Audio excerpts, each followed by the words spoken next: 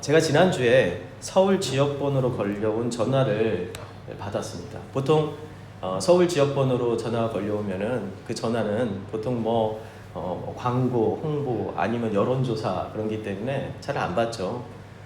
그런데 왠지 받아야 할 것 같은 느낌이 들었어요.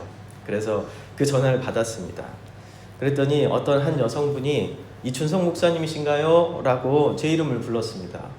아니, 내 전화번호가 어떻게 이렇게 유출이 됐지? 이런 생각을 한편으로 하면서 그리 유명하지 않은 사람인데 누가 나한테 이렇게 생각을 하면서 전화를 받았죠. 그분은 기독교 방송국에서 시사 이슈를 다루는 프로그램을 제작하는 작가였습니다. 이 작가님은 최근 중고거래 플랫폼에서 여러분 잘 아시죠? 여러분도 이용하시는 분 계실 텐데 당근이라고 하죠. 당근에 올라온 한 사건에 대해서 제게 의견을 물었습니다. 사실 저는 그 사건을 알지 못했어요. 그런데 작가님이 설명해 주시기를 지난 1월 한 교회에서 청소봉사자를 구하는 글을 중고거래 사이트에 올렸다고 합니다. 그러니까 유료로 우리 교회에 와서 청소를 해주실 분을 구합니다 라는 거죠. 30명 넘는 사람들이 거기에 지원을 했다고 해요. 이 일을 계기로 교회에서 이루어지는 봉사의 여러 영역이 점차 유급화되는 현상을 짚어보고 봉사와 섬김의 의미를 좀 다시 생각해보는 계기를 만들었으면 해서 그 인터뷰 요청차 전화를 제가 했다는 겁니다. 그래서 지난 화요일 날 저는 서울에 있는 방송국 녹화실을 찾아가서 아나운서와 함께 짧지 않은 대화를 나눴습니다. 약 15분 이상 동안 이 녹화가 진행됐고요. 그게 C채널에서 지난 화요일 저녁 10시에 방송이 돼서 아마 C채널 홈페이지에 가시면은 제 그 인터뷰 영상을 보시게 될 겁니다. 사실 저는 여러분들과 마가복음 1장에서 말하는 복음의 의미를 사실 이 설교를 통해서 나누려고 계획하고 있었습니다. 이 설교를 염두에 두고 준비한 내용이라서 사실 다른 주제로 바꾸는 것이 쉽지 않았거든요. 그런데 새해를 맞이해서 섬김과 봉사의 의미를 다시금 한번 생각해보고 2025년 한 해를 잘 준비하는 것에 대해서 생각하는 것도 굉장히 중요하겠구나라는 생각을 했습니다. 교회가 크지 않기 때문에 아마 여러분들은 구석구석에서 여기 빠짐없이 이 전 교인의 봉사자화를 이루고 계실지 모르겠어요. 그래서 무엇이든지 봉사를 하나씩 맡고 계시고 또 봉사를 맡지 않으셔도 마음속에 부담감을 굉장히 많이 느끼고 계실 겁니다. 그러다 보니까 사실은 이 부담감 때문에 이 교회 안에서 봉사를 한다는 게 더 쉽지 않은 경우가 있거든요. 그래서 저는 여러분들과 함께 이 내용에 대해서 조금 여러분들과 나누고자 하는데요. 여러분들은 봉사와 이 교회 봉사 섬김에 대해서 어떻게 생각하시나요?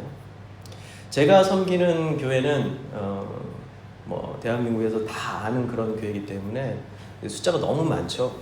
그런데도 불구하고 봉사자를 찾기가 쉽지 않아요. 그래서 매번 저희 담임 목사님 이찬수 목사님은 이 봉사자를 구하기 위해서 매번 이 설교 시간에 봉사자 구합니다 라는 말을 연말 그리고 연초에 꼭 하세요. 그런데 봉사자는 한 200명을 구한다면 100명 정도밖에 채워지지 않는 게 현실입니다. 과거에 비해 교회의 여러 사역을 섬긴다는 것이 점차 큰 결단을 요구하고 때로는 희생이라고 여겨지기도 합니다. 사회적으로도 비슷한 분위기가 있습니다. 오늘날 헌신을 요구하는 것은 뭐라고 부르냐면 열정페이라고 불리죠. 정당한 보상 없이 노동력을 착취하는 행위로 비판받습니다. 그러다 보니 열정을 다해 일하고 싶은 사람조차도 스스로를 조절하고 검열합니다. 내가 더 이상 일하면 안 될 것 같은데 이렇게 생각하죠. 내가 이렇게 노력하면, 내가 이렇게 열심히 일하면 정해진 시간만 일하고 칼퇴하는 사람들에게 피해가 되지 않을까? 라고 스스로에게 검열하기 시작합니다. 그리고 이런 고민을 하게 되는 거죠. 더 많이 일하는 것이 정의롭지 않게 여겨지는 사회가 조금씩 되어가고 있는 듯 합니다. 사실 불과 20년, 30년, 아니 10년 전까지만 해도 이런 분위기는 아니었어요. 1990년대, 2000년대 초반까지는 내가 더 일하지 않으면 동료들에게 부담이 될까봐, 피해를 줄까봐 스스로 야근을 선택하는 문화가 있었어요. 야근을 하지 않고 집에 정시에 퇴근을 하면 왠지 죄책감이 들고 그리고 더 일해야 되는데 라는 생각이 들고 돈을 더 주는 것도 아닌데요. 야근 수당이 있는 것도 아닌데요. 물론 이런 문화가 지나치게 강요되면 가정과 개인의 건강에 악영향을 주기 때문에 사실 그것도 지향해야 할 문화입니다. 교회도 마찬가지였죠. 성도들은 시키지 않아도 스스로 봉사일을 찾았습니다. 무엇이라도 도와야 한다라는 마음이 교회를 움직이는 힘이었습니다. 심지어 교회를 건축할 때 헌금할 형편이 안 되는 성도들은요, 이 교회를 건축하는 공사장에 나와서 직접 노동으로 헌신하기도 했습니다. 그러나 이제는 이러한 모습을 찾아보기 어렵죠. 네. 오늘날 교회에서 주방 봉사하는 분들을 보면 대부분 60대 이상의 권사님들인 경우가 많습니다. 30년 넘게 같은 자리에서 섬기고 계시죠. 제가 공주에 있는 어느 교회를 한 4년 정도 이제 섬긴 적이 있었습니다. 그때도 이제 협동 목사 포지션이었지만 제가 주일 오후 설교를 4년 동안 담당해서 일을 했었어요. 근데 최근에 거기 담임 목사님께서 은퇴를 하시게 돼서 은퇴 예배 때 제가 담임 목사님을 이제 예전 담임 목사님 찾아뵙고 인사를 드리러 갔는데요. 그때 이제 거기 계신 권사님들이 저를 너무 반가워하시는 거예요. 그런데 지금부터 거의 한 10년 전, 10년도 더 된 일인데 더 된 곳이었는데 그때 봉사하시는 분들이 여지껏 봉사하고 계시더라고요. 주방에서 여지껏 일하고 70이 넘었는데도. 그래서 제가 권사님들한테 새로운 세대를 뽑지 않으셨습니까? 30, 40대는 도대체 어디 갔나요? 그랬더니 없다는 거예요. 이걸 맡겨줄 수 있는, 이 주걱을 맡길 사람이 없다는 겁니다. 이 국자를 맡길 사람이 없다는 거예요. 사실 이게 지금 우리 교회의 현실입니다. 그러다 보니 교회의 여러 서약을 감당할 사람을 찾기 어려워졌고 결국에는 돈을 주고 고용하는 것이 더 쉬운 선택이 되어버린 것입니다. 중고거래 사이트, 당근 같은 곳에 구인 광고를 낸 교회도 아마 이러한 고민 끝에 내린 어려운 결정이었을 것입니다. 그러니까 함부로 비난할 수 없는 거예요. 요즘 이렇게 봉사하기 싫어가지고 교회도 이런 식으로 돈으로 해결하려고 하는구나. 이렇게 그냥 마냥 비판할 수 없는 겁니다. 교회의 현실이니까요. 여러분은 교회에서의 봉사 섬김을 단순히 공동체를 유지하기 위한, 이 단체를, 이 모임을 유지하기 위한 행정적인 수고라고 생각하시나요? 성경에서 말하는 섬김과 봉사의 의미는 무엇일까요? 오늘 우리는 성경 속에서 예수님께서 보여주신 섬김의 원리, 이 봉사의 원리를 좀 살펴보려고 합니다. 그것이 왜 교회에 필요하며 왜 반드시 실천해야 하는지 함께 좀 고민해 보려고 합니다. 그리고 이것을 위해 우리 교회가 고민해야 할 것이, 진실되게 우리가 심각하게 생각해 봐야 할 것이 무엇인지 함께 나누었으면 합니다. 먼저 이 섬김이란 단어에 대해서 제가 여러분들에게 좀 말씀드리고 싶습니다. 이 섬김이란 단어의 의미를 살펴보면요, 섬김은 이 성경에 나와 있는 이 섬김이란 단어는 그리스어로 디아코니아라고 부릅니다. 이것은 종이 주인을 위해 하는 일이라는 뜻입니다. 우리는 교회 안에서 섬김과 봉사라는 단어를 번갈아 사용하곤 하는데요. 이 두 단어가 의미상 동일한 내용을 가지고 있기 때문에 이 섬김과 봉사라는 말을 저희들이 이렇게 병행해서 사용합니다. 이 봉사라는 단어의 한자를 보면요, 사자가 일사자일 것 같은데 이 사자가 그 일사자가 아닙니다. 이 공무원들 관료를 이야기할 때 사용하는 사자입니다. 그러니까 변호사, 이런 의사 할 때 그 사자인 거예요. 이 봉사라는 단어의 한자를 보면 수종들은 관리이란 뜻입니다. 그러니까 수종들은 관리는 누구를 수종드는 거죠? 왕이죠.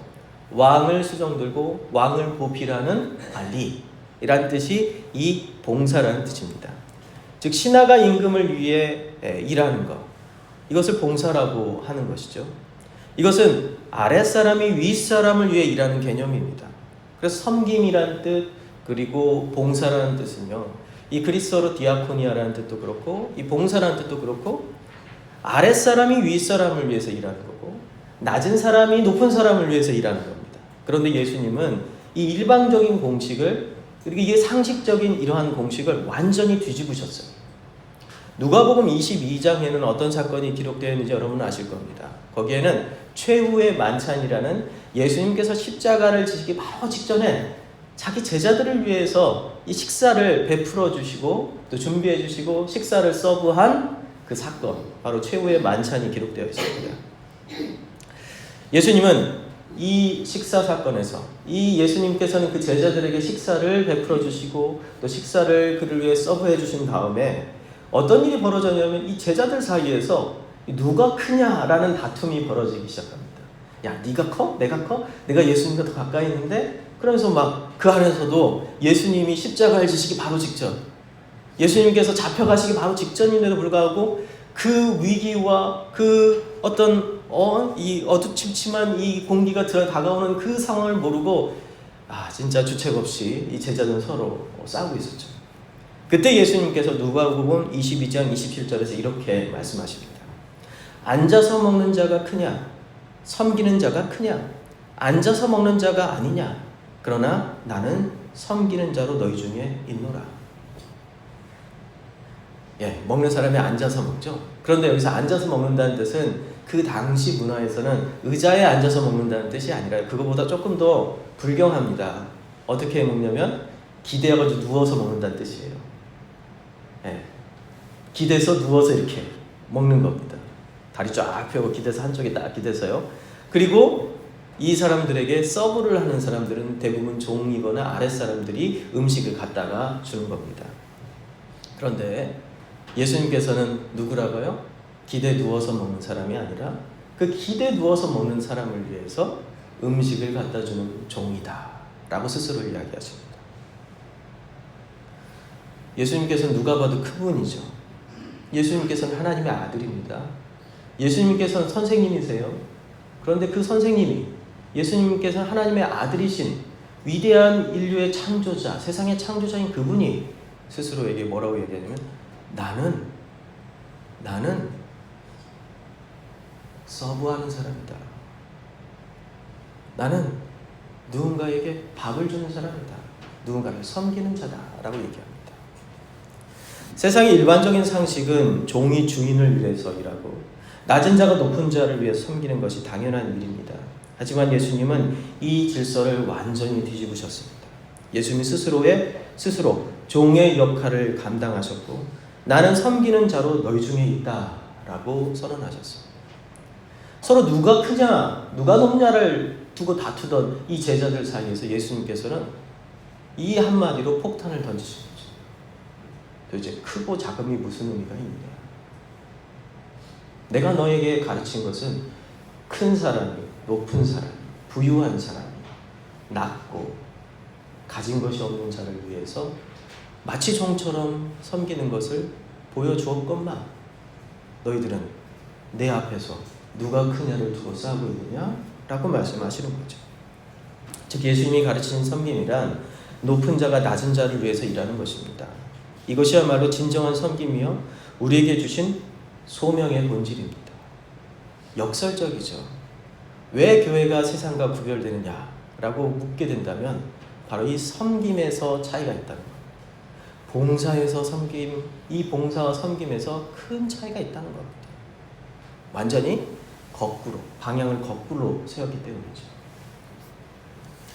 섬김에 대한 이야기는 또 다른 각도에서 성경에 묘사되어 있는데요. 오늘 여러분들과 함께 읽었던 이 본문 요한복음 13장에 나온 내용입니다. 이 같은 장면을 요한 사도는 이렇게 요한복음 13장 1절에서 묘사를 하고 있습니다. 6월절 전에 예수께서 자기가 세상을 떠나 아버지께로 돌아가실 때가 이른 줄을 아시고 세상에 있는 자기 사람들을 사랑하시되 끝까지 사랑하시니라. 저는 이 말씀을 너무 좋아하는데요. 예수님께서 십자가를 지시기 전 하신 그 사건, 바로 이 최후의 만찬의 이 사건이 예수님께서 세상을 있는 자기 사람들을 사랑하시되 끝까지 사랑하신 행동이었다는 겁니다. 그걸 보여주시기 위한 행동이었다는 겁니다. 요한은 예수님께서 제자들과 함께한 이 식사 자리를 끝까지 사랑하신 바로 그 행위였다라고 묘사를 합니다. 요한복음 13장은 최후의 만찬을 묘사하지만 사실 누가복음 22장과 다른 마태복음의 장과는 달리 식사 그 자체보다는 식사 자리에서 일어난 어떠한 사건에 집중해서 묘사를 하고 있습니다. 떡을 뺐더라, 잔을 줬더라, 그리고 식사를 어떻게 준비했더라, 이런 내용이 나와 있지 않죠.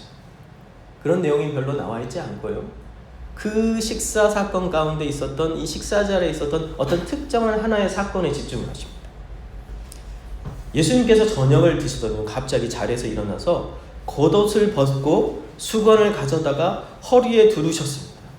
그리고 대야에 물을 떠서 제자들의 발을 씻기기 시작하신 겁니다. 오늘 요한복음 13장 4절부터 5절 우리 같이 함께 읽어볼까요? 제가 여러분 교회에 와서 참 인상 깊었던 게 성경을 읽을 때 우렁차게 잘 읽으신다는 거예요. 너무 좋아요. 네, 4절부터 5절 말씀 우리가 함께 큰 소리를 읽어보겠습니다. 시작. 저녁 잡수던 자리에서 일어나 겉옷을 벗고 수건을 가져다가 허리에 두르시고 이에 대야에 물을 떠서 제자들의 발을 씻으시고 그 두르신 수건으로 닦기를 시작하여. 사실 식사를 대접하는 것보다 더 천한 일이 손님의 발을 씻기는 겁니다. 보통 이스라엘 지역, 그러니까 그리스 로마 문화 가운데 있었던 이 만찬 문화, 그 연회 문화는요, 이제 손님이 오면은 이 손님의 발을 씻겨주는 문화가 있었습니다. 그리고 이 손님을 위하여서 음식을 또 서브를 하기도 하죠. 그런데 이 발을 씻기는 것은 좀 특별했습니다. 보통 그리스 로마 문화에서 연회에 초대된 손님에게 주인 직접 음식을 서빙하는 경우는 종종 있었습니다. 종한테 시키지 않고 좀 귀한 손님이 오면은 이 주인이 직접 음식을 갖다가 서브하는 경우들이 있었죠. 하지만 손님의 발을 씻는 일만큼은 주인 직접 하지 않았습니다. 황제나 귀족처럼 특별한 신분을 가진 정말 굉장히 높은 사람이 오지 않은 이상 손님에게 이 주인이 손님에게 이런 대접을 하는 것은 있을 수가 없는 일이었어요. 그러나 예수님께서는 그 일을 직접 하셨어요. 이 제자는 어떤 사람들입니까? 뭐 우리가 그들의 학력이나 배움의 수준을 정확히 알 수는 없지만은 대부분 갈릴리의 어부였다는 사실을 우리는 성경을 통해서 알고 있죠. 그들은 바리새인이나 서기관들, 사두개인들처럼 그렇게 많이 배웠거나 그리고 사회적 신분이 높은 사람들이 아니었습니다. 그리고 예수님께 배우기 위해서 예수님을 쫓아다니던 제자들이에요. 그 당시 선생님을 모시고 쫓아내는 제자들은 선생님의 밥을 해주고 선생님에게 돈을 주고 그러면서 그 배움을 받았던 게 일반적이었습니다. 그런데 이 선생님께서 이 제자들을 위해서 밥을 하시고 거기에서 더 한 걸음 더 나가, 아니 한 걸음이 아니라 한 수천 걸음 더 나가서 이 제자들의 발을 손수 씻으시. 사실 우리 교회 안에서 세족식이라고 해가지고 그런 거 하잖아요. 제가 어느 수련회 이제 강사로 가는데 꼭 수련회 가면은 이 세족식을 한 번씩 하는 곳들이 있어요. 갑자기 이 강사인 저에게 제 발을 씻겨주겠다고 오는 거예요. 그래서 차마 제 발을 그들에게 보여줄 수가 없었습니다. 발이 그렇게 이쁘지도 않고 발에 각질도 많은데 이 발을 이 사람한테 보이는 게 너무 창피한 거예요. 그래서 나는 안 하겠다. 차라리 내가 발을 씻기겠다. 그랬는데요. 사실 발을 씻긴다는 것은요 쉽지 않은 일입니다. 누군가의 발을 씻겨준다는 거예요. 근데 예수님께서는요 황제나 귀족처럼 특별한 신분을 가진 손님만이 대접받을 수 있었던 것을 바로 그 당시 제자들에게 베푸셨습니다. 예수님은 그 일을 직접 하셨죠. 요한은 이것이 바로 예수님께서 제자들을 향한 끝없는 사랑이라고 말합니다. 예수님께서 그의 사람들을 사랑하시되 끝까지 사랑하셨다. 바로 이것이 발을 씻기는 행동이었다는 거죠. 누가복음 22장 내용과 비교해보면 우리는 한 가지 놀라운 결과를 얻게 됩니다. 섬김은 사랑이며 섬김은 누군가를 끝까지 사랑하는 행동이다 라는 겁니다. 디아코니아라는 단어가 나오는 누가복음 22장, 그리고 그 디아코니아라는 이 섬김이라는 말을 사랑과 그리고 누군가의 발을 씻는 행위로서 풀어낸 이 요한복음 13장. 섬김은 사랑이며 섬김은 누군가를 끝까지 살아가는 행동이다. 20세기 기독교 신앙을 세상에 변호했던 개신교를 대표하는 두 명의 인물이 있습니다. 한 사람은 C.S. 루이스고요. 그리고 또 한 사람은 제가 오랫동안 일했던 라브리를 설립한 프란시스 셰퍼 목사입니다. 이 셰퍼 목사님은 20세기의 가장 큰 문제점을 뭐라고 얘기하냐면 피상성이라고 지적을 했습니다. 그런 사람들은 예수님의 십자가의 사랑을 이야기하지만 그 의미를 구체적으로 알지도 못하고 그 내용에 대해서 알지 못하며 또 살지도 않는다라고 지적을 했습니다. 사랑이라는 단어가 구호처럼 사용되는 것이죠. 실제 삶에서 공허한 외침이 될 위험성이 크다라고 경고했습니다. 사랑이라는 단어를 가장 많이 사용하는 공동체가 어디일까요? 바로 교회입니다. 사실 교회 안에서 사랑이라는 말이 가장 많이 사용되는데요. 우리는 그 사랑의 말을 정말 제대로 이해하고 있을까? 그 내용이 무엇인지를 알고 있을까? 이렇게 한번 스스로를 돌아볼 필요가 있습니다. 제가 다녔던 신학교에서 설교학을 가르치던 한 목사님께서 이 수업 시간에 이런 이야기를 들려주셨습니다. 어느 기독교 대학에, 아마 제가 말씀드리면 지방에 있는 아주 유명한 기독교 대학인데요. 어느 기독교 대학에 한 청년이 신입생으로 입학을 했다는 겁니다. 그런데 그는 결국 학교를 떠나고 말았는데요. 그 이유는 아주 단순했습니다. 이 청년은 신입생 오리엔테이션에 참가하기 위해서 지방에 있는 그 학교를 찾아갔습니다.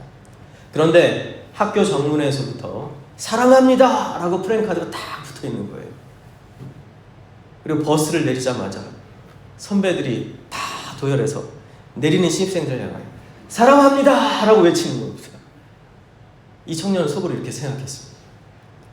당신들이 나를 언제 봤다고 사랑한다고 말하나? 우리 부모님에게도 듣기 어려운 말을 너무 쉽게 말하네. 여러분 자녀들한테 사랑해 라고 말하기 쉽지 않잖아요. 우리도 그거 말 잘 못하잖아요. 그런데 부모에게도 듣기 어려운 사랑한다는 말을 너무 쉽게, 너무 우렁차게 외치는 걸 보면서 결국 그분은 다시 학교로 돌아가지 않았다고 합니다. 이 이야기가 우리에게 주는 교훈이 무엇일까요? 책임과 진정성이 없는 사랑의 구호는 위선이라는 겁니다. 위선처럼 보일 수밖에 없다는 거예요.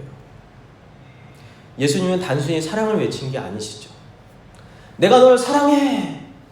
내 제자들 내가 사랑한다! 라고 이렇게 고백하는 사랑의 고백을 성경에서 찾아볼 수 있습니까? 제가 복음서를 많이 읽었어요. 이 복음서를 가지고 성경을 해석하는 책도 냈습니다. 그런데 제가 복음서에서 예수님께서 제자들을 향해서 누구야 내가 너를 진심으로 사랑한다는 말을 몇 번 못 본 것 같아요.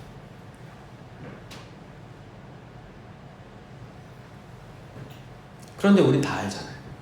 예수님께서 우리를 정말 사랑하신다. 왜 합니까? 예수님께서 우리를 책임지셨기 때문에 그렇죠. 예수님께서 우리를 위하여서 자기의 목숨을 내어놓는 책임의 행동, 그 십자가를 보여주셨기 때문에 우리가 그분이 나를 사랑한다는 사실을 결코 의심하지 않는 겁니다. 요한복음 13장 14절부터 15절 또 한번 우렁차게 크게 한번 읽어볼까요? 제가 한번 우리 함께 같이 읽겠습니다. 14절부터 15절 시작. 내가 주와 또는 선생이 되어 너희 발을 씻었으니 너희도 서로 발을 씻어주는 것이 옳으니라. 내가 너희에게 행한 것 같이 너희도 행하게 하려 하여 본을 보였노라. 네, 여기까지만 읽겠습니다. 예수님께서는 교회가 섬김과 봉사를 공동체의 마크, 표징으로 삼기를 원하셨습니다. 그렇죠. 이 말씀을 보면 알죠.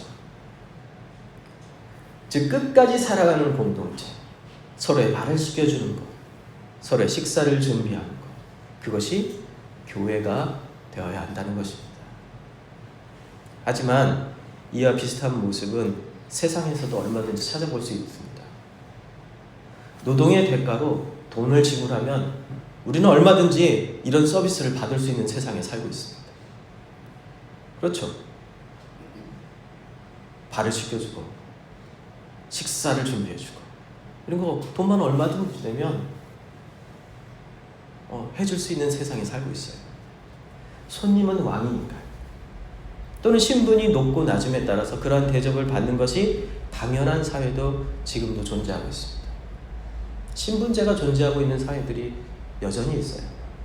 그렇다면 예수님이 제자들과 교회에 요구하신 모습은 무엇이 다른 걸까요? 예수님은 정반대의 실천을 지금 요구하고 계십니다. 뭐죠? 이미 말씀드린 것처럼 높은 자가 낮은 자를 왕처럼 섬기는 것. 그것이 진정한 섬김이라는 거예요. 돈 많은 자가, 신분이 높은 자가 왕처럼 대접받는 것. 손님에게는 돈이 있으니까 그는 왕이야. 그의 왕처럼 대접해줘야 돼. 이것이 세상의 논리라면 그게 아니야. 돈 있는 자가, 권력 있는 자가 낮은 자를 왕처럼 대접하는 것. 그것이 교회에게 요구되는 섬김이라는 것입니다. 예수님은 이렇게 말씀하셨습니다. 요한복음 13장 16절인데요. 내가 진실로 진실로 너에게 이르노니 종이 주인보다 크지 못하고 보냄을 받은 자가 보낸 자보다 크지 못하느니라. 예수님은요, 지금 높은 자를 끌어내려가지고 낮은 자로 만들고 낮은 자를 끌어올려서 높은 자를 만들겠다는 이 프롤레타리아 혁명을 이야기하고 있는 게 아닙니다. 공산주의 혁명을 이야기하고 있는 게 아니에요. 사회를 전복하고 사회를 완전히 업사이드 다운 뒤엎어버리겠다고 얘기하시는 게 아니에요. 예수님은 이야기하시죠. 내가 진실로 진실로 너에게 이르니 종이 주인보다 크지 못하고, 그렇죠? 보냄을 받은 자가 보낸 자보다 크지 못한다. 이건 엄연한 사실인 겁니다. 그렇죠. 그러나 높은 자가 낮은 자를 섬기는 것은 이 사실은 변하지 않습니다. 그렇기 때문에 이 세상에서는요, 이러한 높은 자가 낮은 자를 섬기는 것은 불가능한 것처럼 보이는 것이 또 사실이에요. 그렇다면 이것이 가능하게 만드는 단 하나의 힘이 무엇일까요? 높은 자가 낮은 자를 섬기고 가진 자가 없는 자를 섬기는 그 놀라운 그 역전, 그 신분을 유지하면서도 그것이 가능한, 그 놀라운 역전이 가능한 이유가 무엇일까요? 그 힘은 단 한 가지예요. 그건 뭐죠? 사랑입니다. 사랑. 예수님께서는 제자들에게 끝까지 본인이 제자들을 사랑하시듯 끝까지 사랑하셨듯 그 끝까지 사랑하는 모습을 보여주셨습니다. 그 증거가 바로 제자들의 발을 씻기신 사건이며 궁극적으로 십자가에서 자신을 내어주신 희생입니다. 우리 누군가를 진정으로 사랑한다면 우리는 그의 발을 씻길 수가 있죠. 저희 집에 말씀드렸지만은 15개월, 16개월짜리 딸이 있죠. 그 아이를 매일 응아를 하는 것이 저희들에게 기쁨입니다. 네. 얼마나 기쁜지 몰라요. 한 3일 정도 응아를 하지 않으면요, 저희들 되게 가슴 저리고 좀 제발 응아를 해달라. 그 똥을 만나고 싶다. 이렇게 기도합니다. 그런데 저희 큰애, 그리고 그 오빠죠. 그리고 언니, 이 중학생, 고등학교 1학년 되는 언니, 얘네들한테 기저귀에 똥 좀 갈아라, 좀 치워라 라고 하면 걔네들은 못해요. 그런데 저는 그게 너무 행복해요. 너무 좋아요. 이게 왜 그럴까요? 사랑하니까요. 사랑하니까. 사랑하지 않고 누군가의 배설물을 치운다는 것은요, 아무리 이쁜 애기여도 불가능한 겁니다. 쉽지 않아요. 사랑하니까 가능한 겁니다. 누군가를 진정으로 사랑한다면 우리는 그의 발을 씻길 수 있고요, 우리는 그의 식사를 준비할 수 있습니다. 그리고 우리는 그의 옷을 빨아줄 수가 있어요. 마지막으로 놀라운 사실을 여러분들에게 알려드리고 싶은데요, 예수님께서 요한복음 13장 17절에서 이렇게 말씀하신 겁니다. 너희가 이것을 알고 행하면 복이 있으리라. 여러분들에게 행복은 뭡니까? 세상에서 행복은 뭐죠? 남이 해준 밥을 먹고, 남이 해준 빨래를 입고, 남이 운전하는 차를 타고, 남이 대신 일해준 돈으로 편하게 사는 것. 이게 행복 아닌가요? 세상에서 말하는 행복은.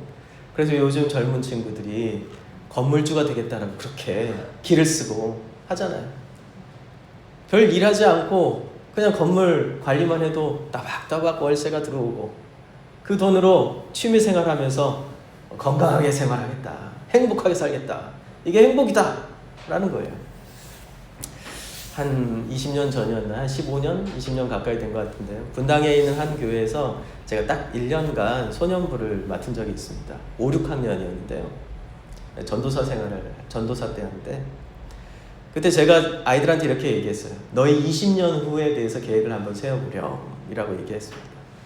그랬더니 아이들이 각자 자기의 20년 계획을 세웠어요. 그 중에 아직까지도 기억 남는 아이가 한 명 있었는데요. 그의 부모는 한 분은 초등학교 교사였고 엄마는, 그리고 아빠는 우리가 잘 아는 S모 기업에 이제 다니는 사원이었습니다. 그런데 교회는 분당으로 다니고, 그리고 집은 대치동에 있었어요. 왜 대치동에 있냐 그랬더니 학원을 보내기 위해서. 벌써 20년부터 대치동은 유명했고 그 전부터 유명했죠. 근데 그 아이가 저희에게 얘기하는 거예요. 자기 20년 계획은요, 중학교를 좀 뭐 국제 중학교나 그런 중학교, 좀 특별한 중학교를 가고 싶다. 만약에 못 가면 그런 고등학교를 들어갈 것이고, 그리고 대학교는 스카이를 가겠다고 이야기를 했습니다. 그리고 대학을 졸업한 다음에 바로 삼성과 같은 대기업에 들어가서 열심히 일해서 돈을 열심히 벌겠답니다. 그래, 거기까지 그래, 열심히 해라. 근데 그 친구가 저한테 마지막으로 한 방을 때렸습니다. 40이 되기 전에 퇴사를 하겠다는 겁니다. 왜? 그때까지 돈을 아주 많이 벌어서 더 이상 벌지 않을 만큼 더 이상 부족함이 없이 벌어서 40에 퇴사를 해서 집에서 배 두드리면서 맛있는 거 먹으면서 텔레비전 보고 싶다는 거예요. 지금처럼 얘기하면 넷플릭스 보겠다는 거겠죠. 그 이야기를 듣는 순간, 이게 맞나? 우리가 아이들 이렇게 키워도 되나? 라는 생각이 들었습니다. 그의 인생에서 40까지만 열심히 살고 40 이후로는 아무것도 안 하면서 그냥 있는 돈 가지고 잘 살고 싶다는 거죠. 이게 행복이라고 생각한다는 겁니다. 그러나 예수님은 그것이 복이 아니라고 지금 얘기하시죠. 내가 이것을 알고 행하면 복이 있느니라. 이것이 행복이다 라고 얘기를 해주셨어요. 그것은 뭡니까? 내가 한 밥을 누군가가 먹고, 내가 한 빨래로 누군가 깨끗한 옷을 입고, 내가 함께 일하며 누군가를 돕는 것. 이것이 행복이라는 거예요. 섬김이 행복이라는 겁니다. 봉사가 행복이라는 겁니다. 왜일까요? 우리가 누군가를 사랑하기 때문입니다. 누군가를 위해서, 사랑하는 누군가를 위해서 밥을 짓고, 사랑하는 누군가를 위해서 빨래를 하고, 사랑하는 누군가를 위해서 함께 일하고, 이것이 행복인 겁니다. 예수님께서 주신 사랑은 우리는 우리의 가족뿐 아니라 우리의 형제자매 그리고 타인까지도 사랑할 수 있는 존재가 되었습니다. 그리고 그 사랑을 실천하는 것, 그것이 바로 교회의 봉사고 섬김입니다. 그러니 섬김과 봉사는 교회를 운영하기 위한 행정적 절차가 아니에요. 그것 자체가 교회의 정체성이며, 이를 보고 세상은 교회를 향해 발길을 옮길 것입니다. 나도 그곳에 가면 사랑받을 수 있겠구나 라고 생각할 것이라는 겁니다. 교회의 섬김과 봉사는 우리가 사랑받고 있는 존재라는 사실을 확인받는 것입니다. 또한 세상을 향해 당신도 사랑받을 만한 존재예요 라고 이야기하는 것입니다. 여러분, 오늘도 교회의 섬김과 봉사 때문에 나는 30년을 지금 주방에 들어 앉아 있는데 여전히 내 후임은 없고 나는 어떡하나? 나는 교회에서 선생님으로, 주일학교 선생님으로 지금 30년, 40년을 봉사하고 있는데 나는 지미 카터처럼 하고 싶지 않은데, 죽을 때까지 교회 선생님 하고 싶지 않은데 내 후임은 언제 오나? 교회 주차 봉사하고 구석구석에 그거 가정 그거 부서진 거 고치고 또 찬양 봉사로 악기로 수많은 우리 교회 안에는 봉사들이 있죠. 섬김이 있습니다. 그것이 우리에게 부담이 되고 짐이 되고 또 그것 때문에 내가 교회를 나와야 되나 말아야 되나 좀 쉴 수 있는 교회로 가야겠다. 안식이 되지 않는구나 교회가. 내가 좀 쉴 수 있는 큰 교회로 가야지 라고 생각할 때 그게 과연 진짜 이 봉사 때문인지 섬김 때문인지 스스로를 돌아봐야 되고 그리고 우리 교회 공동체를 생각해 봐야 된다는 겁니다. 그리고 누군가에게 과도하게 이 봉사 섬김의 일이 몰려 있다면 생각해 봐야죠. 과연 우리 공동체와 교회는 사랑의 공동체인가? 우리의 교회는 정말 사랑을 실천하고 있나? 제가 3월 말에 이제 울산에 가서 이 울산에 있는 어느 신학 포럼에 10주년이 되어서 이제 거기에 이제 10주년 기념 강좌 때문에 가게 되는데요.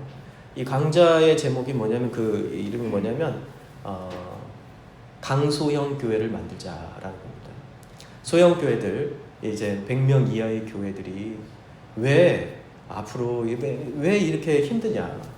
이 100명 이하의 교회들을 어떻게 강하게 만들 수 있는 방법이 뭐냐? 이런 걸 가지고 이제 목사님들이 고민을 하는데요.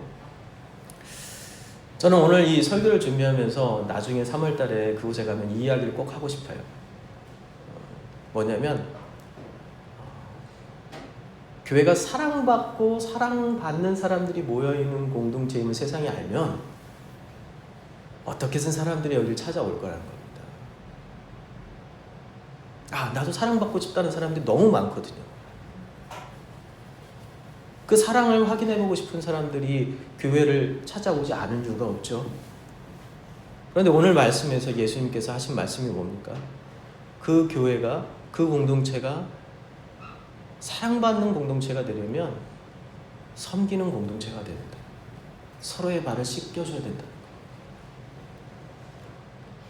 섬김은 선택이 아닙니다. 성도 여러분. 섬김은 사랑의 열매이자 사랑의 책임입니다. 우리가 예배 시간에 아니면 레크레이션 할 때 누군가 와가지고 옆 사람의 예수님의 이름으로 사랑합니다 라고 인사 나누세요 라고 할 때 그 사랑이 아닙니다. 우리가 입으로 1000마디, 10,000마디 사랑한다라고 말해도 그 말이 전혀 의미 없고 위선적으로 들릴 때가 있어요. 왜요?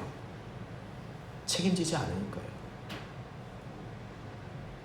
책임지지 않는 사랑이라는 말을 줄이고 서로를 향한 책임의 눈빛으로 그리고 행동으로 손으로 누군가의 발을 씻겨주고 누군가를 위하여서 밥을 차리고 누군가 함께 일해주고 하는 우리 무지개 교회 성도들 되시길 간절히 소망합니다. 우리 함께 기도하겠습니다. 같이 함께 눈을 감고 잠시 기도하고 싶은데요. 여러분, 우리 무지개 교회를 오랫동안 섬겨온 우리 성도 여러분, 우리 스스로를 한번 생각해 볼 필요가 있습니다.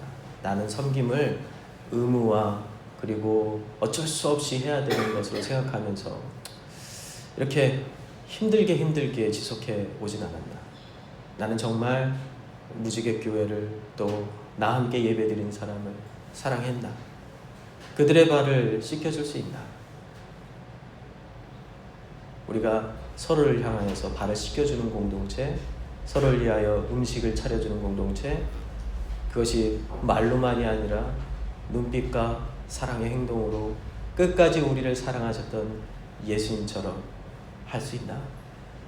한번 그렇게 생각해 보면서 스스로를 돌아보는 시간을 갖고 우리가 그런 공동체 되게 해달라고 잠시